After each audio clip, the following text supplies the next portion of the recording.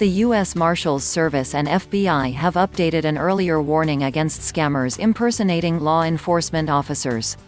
The agencies say those behind the scams accuse a potential victim of a crime and demand payment via a Bitcoin ATM or another somewhat obscure payment method.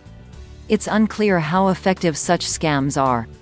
The requested payment method should be enough of a red flag, yet clearly the U.S. Marshals feel it prudent to reissue its warning. The U.S. Marshals, a branch of the United States Department of Justice, has reissued a warning it first made in late 2018. It details a series of scams in which individuals call potential victims impersonating government law enforcement officers. The scammer tells the potential victim that they have an arrest warrant out for them. Some relatively insignificant charge, such as skipping jury duty, is given, and a fine is demanded. The receiver of the call is informed that failure to pay the fine will result in a jail sentence.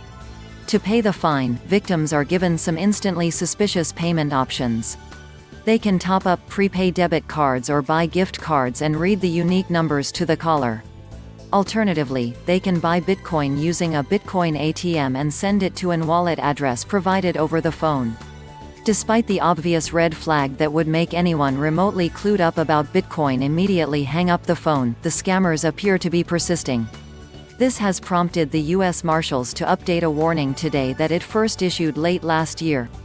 The latest iteration claims that those behind the scam are using government agency telephone numbers and real employees' names to bring a greater sense of legitimacy to the cold calls. The U.S. Marshals Service is appealing to those that think they have been affected by such scams to report to their local FBI office. The agency reminds the public that the U.S. Marshals will never ask for payments via Bitcoin, gift cards, or seek financial information over the telephone. To those of us well aware of Bitcoin's legal position and history, such scams seem outright ridiculous. However, they must either be prevalent enough or effective enough for U.S. federal agencies to feel the need to warn the public against them. Granted, they do rely on little more than a telephone and the skills to spoof a caller ID. Such a low overhead, even in the face of a presumably low chance of success, is always attractive to scammers looking to dupe the vulnerable.